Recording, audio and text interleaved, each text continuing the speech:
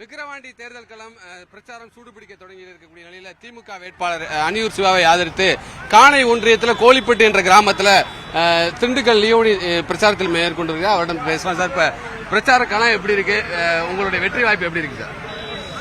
அதான் நான் மேடையில் சொன்னது மாதிரி அன்னியூர் சிவா 1,12,000 வாக்குகள் வித்தியாசத்தில் வெற்றி பெற போகிறார்.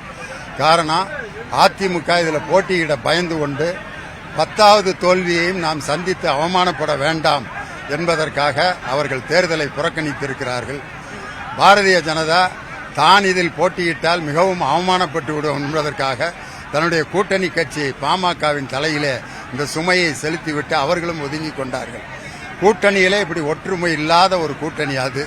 ஆனால் பாராளுமன்ற தேர்தலில் எப்படி கூட்டணி ஒற்றுமையாக இருந்ததோ அதே ஒற்றுமையான கூட்டணி இந்த விக்கிரவாண்டி தேர்தலிலும் பணியாற்றி கொண்டிருக்கிறது.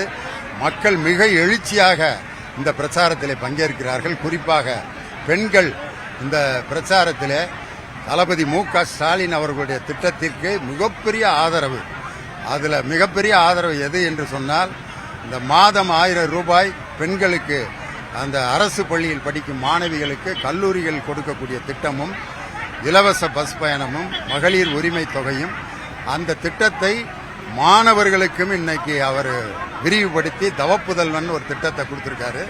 அதே மாதிரி காலை சிற்றுண்டிய அரசு உதவி பெறும் தனியார் பள்ளிகளுக்கு வர்ற ஜூலை 15ஆம் தேதி கொடுக்க போறார். இப்படி திட்டங்கள் தான் திராவிட முன்னேற்ற கழகத்திற்கு மாபெரும் வெற்றியை இந்த விக்கிரவாண்டி தேர்தலில் கொடுக்க போகுது. இதனுடைய பிரச்சாரம் மிக சிறப்பாக நடைபெற்றுக் கொண்டிருக்கிறது. மக்கள் பெரிய ஆதரவு கொடுத்திருக்கிறார். அதிமுக தேர்தலை புறக்கணிச்சிருக்கக்கூடிய நிலையில பாமக நாம் தேர்தல் கட்சியில எங்களுக்கு தான் அதிமுகவோட ஓட்டுன்னு சொல்றாங்களே, அவங்களுடைய வாக்காளருடைய மனநிலை எப்படி இருக்குது? இது அவங்களா ஏற்படுத்திக்கிட்ட ஒரு கற்பனை. ஒரு புறக்கணிச்ச ஒரு கட்சியினுடைய ஓட்டை எங்களுக்கு போடுங்கன்னு கேட்கறது மாதிரி ஒரு அரசியல் அநாகரிகம் வேற எதுவும் இல்லை. அதனால அவங்களுடைய பலத்தில் அவங்க நின்று ஜெயிக்கணுமே ஒழிய ஒரு புறக்கணித்த கட்சியினுடைய ஓட்டை கேட்பது என்பது அது அரசியலுக்கு சரியான விஷயமாக இருக்காது. எங்கள் திராவிட முன்னேற்ற கழகத்திற்கு கிடைக்கின்ற ஓட்டு மட்டும் கிடைத்தாலே 1,12,000 வாக்குகள் வித்தியாசத்தில் அன்னியூர் சிவா வெற்றி பெறும்.